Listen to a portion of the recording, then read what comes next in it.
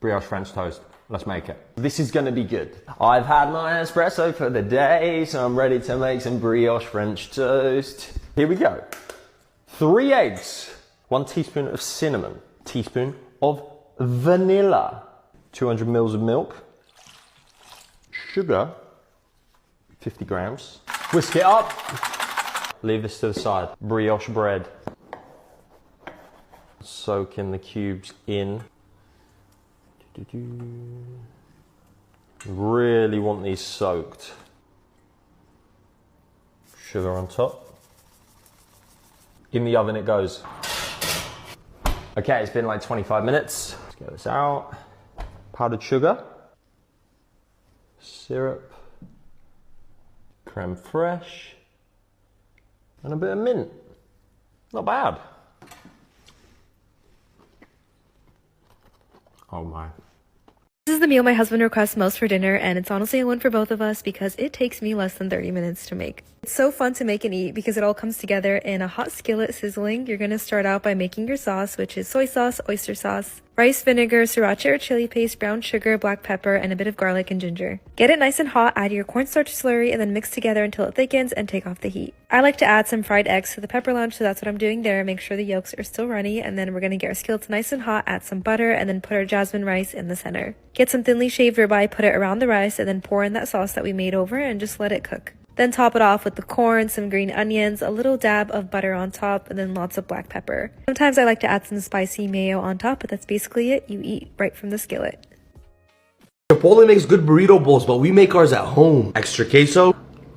That is honestly delicious. To start, I have a bunch of guajillo peppers soaking in some hot water, that chili water, and then we blend. In a super hot pot, start with some beef chuck. The smaller the cubes, the faster they cook. Toss in a whole lot of red onion, all the chilies we blended it in earlier. Cover that up with lots of water or stock. Then we're gonna season this up with salt, pepper, oregano, allspice, and cumin. Once it boils, cover it up and drop it to a simmer. And then we're gonna cook the meat until tender between 1 and 2 hours. For the queso, start warming some whole milk. Then we're gonna go in with slices of our trusty American cheese. Then I'm gonna do a 3-cheese blend of Chihuahua, Oaxaca, and Cotija. Some chopped green chilies. As this continues to thicken, add chipotle sauce and just watch it come to life. And just trust me when I say this will be a queso to remember. Here I have plain white rice that I'm gonna hit with some fresh cilantro. Then I'm gonna squeeze in some lime for a very easy cilantro lime rice. My order starts with black beans on top of the rice, a nice amount of the shredded beef, our gorgeous cheesy queso. Then I like to finish with more cilantro and some Cotija cheese. And as always, now bismillah.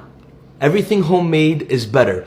Let's make Nutella stuffed Halloween cookie sandwiches. First, we're making a really simple shortbread. Just mix it together with your hands, then roll it into a ball. Flour your surface and your rolling pin so it doesn't stick, then roll out the dough. Cut out pumpkin shapes, or you can just make them round, then create a face in half of them. Transfer onto a cookie sheet and bake in the oven. Make sure you don't overbake. Once cool, brush them with melted butter, then mix together sugar and cinnamon and cover the cookie faces. Dollop Nutella on the whole ones and smooth it out, then place the cookie faces on top. They're super soft and delicious and perfect for Halloween. Enjoy! This is the best flavour combination of a fajita that I have ever made. Old El Paso smoky barbecue seasoning with sweet roasted pineapple and flaky cod. This method is my go-to for my fajitas, throwing everything into one pot and allowing all of the flavours to intensify whilst roasting. Whilst the vegetables cook down and go gorgeous and sticky, whip up a quick jalapeno and honey guacamole. After around 15 minutes, top with the spiced cod and bake until gorgeous and flaky. Once everything is ready, load up your fajitas and dive in. Leftovers make amazing prep, and it honestly is just the most delicious way to enjoy Fajita Friday. If you're looking for an easy dinner recipe to make in one pot and in 30 minutes, then you have to try out this lasagna soup. I'm kind of late to the trend, but I really wanted to wait for the weather to cool down a bit before trying it out, and I really think it's better than actual lasagna. Start by combining ricotta, parmesan, salt, and pepper, mix that together, and set aside. Then we'll take our lasagna sheets and start breaking it up into small pieces. It just depends on how big or small you want them, and it could get a little bit crazy. Now saute some garlic in olive oil and butter. You can also add some onions at this point, and then we'll add in our ground beef and all our spices and start breaking it up as it cooks and browns.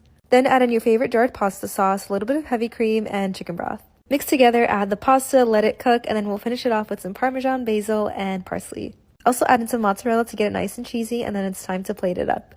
I like to add more basil and parmesan on top, along with the dollops of ricotta that we made earlier, and then we just enjoy. Today we're making these Starbucks pumpkin cream cheese muffins that we seem to all love. But instead of making them exactly the same, we're going to be adding a bit more of that cream cheese mixture because I feel like the OG Starbucks muffins don't have enough in my opinion, so here's how to make them. In a bowl, we're going to combine our pumpkin puree, sugars, eggs, vanilla, and butter. And then once your wet ingredients are all combined, add in your dry ingredients. So your flour, baking soda, baking powder, salt, cinnamon, pumpkin pie spice, nutmeg, and ginger. And we're going to fold together all of our ingredients, but make sure not to overmix. Then for our cream cheese mixture, we're going to add a room temperature cream cheese, sugar, vanilla, and salt in a bowl and mix until smooth. If you're using cream cheese straight out of the fridge, you can either use a handheld mixer or a stand mixer to make combining your ingredients a little bit easier on you, and then set it to the side. We're going to space out our muffins so when they're baking, they don't smush into each other in the oven, and we're going to spoon our batter into the prepared muffin pan and fill your muffin liners all the way up to the top. Now we're going to add our cream cheese mixture, so begin piping in the middle of your muffin and bring it up to the top, and we're going to leave a nice dollop of our mixture on the top as well. Go ahead and add chopped pumpkin seeds to the perimeter of your muffins, bake at 350 for 25 minutes, and you're done. Today we're making this steak sandwich with barbecued veggies topped with this delicious chimichurri sauce. Some say this is the greatest condiment for steak. What do you think? You've definitely got to try this. In a bowl, add soy sauce, red wine vinegar, olive oil, Dijon mustard, Weber steak seasoning, pepper, salt, then whisk. Pour into a shallow dish, then place your flank steak in, coating both sides. Cover, then refrigerate until ready to cook. Let's get this chimichurri started. Chop parsley, chilies, fresh oregano, and finely dice your white onions or shallots. Then place into a bowl along with garlic, red wine vinegar, olive oil, mix, then season with salt and pepper. Preheat Weber barbecue with the lid down for 15 minutes. Slice your onions and capsicums and drizzle with olive oil. Once barbecue is preheated, place steak onto the grill and cook for 3 to 4 minutes per side, or until internal temperature is around 54 degrees for medium rare. Once steak is done to your liking, rest for 10 minutes before slicing. Make sure you're cutting against the grain. Place your veggies onto the hot plate, then close the lid for a few minutes before turning over. Toast your ciabatta on the grill to get some grill lines, and then for some extra flavour, rub some garlic cloves onto the base of your roll. Let's make pizza stuffed pumpkins covered in garlic butter. Roll out your puff pastry, then cut out circles and remove the excess. Add pizza sauce, mozzarella, pepperoni or sliced up mini pepperoni sticks and oregano. Then pull the edges together and seal them well. Cut 4 pieces of string and double knot them loosely around the ball. Make your egg wash with egg and milk, dunk them in, then cut off the excess string. Bake in the oven until golden brown. Mix together melted butter, garlic and fresh parsley until combined. Then brush the pumpkins with the garlic butter and add a pretzel stick for the stalk. And that's it. Enjoy! Chicken shawarma skewers in the air fryer. They're so good that I actually made them 3 times last week, and the best part is it comes together in under 30 minutes. We're going to start out by chopping some boneless, skinless chicken thighs, and then we're going to marinate it in olive oil, lemon juice, minced garlic, and the following spices: coriander, paprika, allspice, cumin, salt, sumac, black pepper, and turmeric. Mix together really well, and then you can either start threading them onto the skewers or let it sit to marinate for 30 minutes, an hour, even overnight. And we'll set the air fryer to 400 degrees Fahrenheit, pop them in, and let them get golden brown on each side until the chicken is fully cooked through, and then you'll take it out and serve. You can enjoy these skewers with a rice or a salad, but my favorite way is with these loaded fries. The chicken turns out so tender and juicy, and now all that's left to do is enjoy. Okay, I had no idea that the demands for this recipe were going to be huge. So this is how you make my raspberry crumble bars. We firstly start off with an almond shortbread base. It's super easy and really quick to make. The full method and ingredients list are down below in the caption, so make sure you check that out. We're then topping that with a fruit of our choice. I've gone in for raspberries. You could use blueberries, strawberries, did I say strawberries? Yeah, whatever tickles your pickle. We're then adding on a layer of custard, our cooked fruit, and a super simple crumble mix. So you need to set this baby to get a slice just like mine. Couple of hours in the fridge and you'll be fine, but look at that. My mouth is dripping.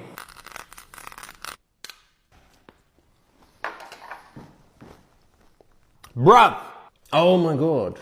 Today we're going to be making creme brulee. I did this first in my cookbook, so I'm following my own recipe. So 80 grams of powdered sugar, 75 mils of whole milk. We're going to warm this, a whole vanilla pod. Oh yes, into the milk. And then also we're going to throw these in as well, just to infuse the milk. We are going to put the oven on 100 degrees, no water bath, because times have changed. So if someone's watching this like, Oh, this isn't a good recipe because you didn't use water bath. grow up. 4 egg yolks, separate the egg. 400 mils of cream.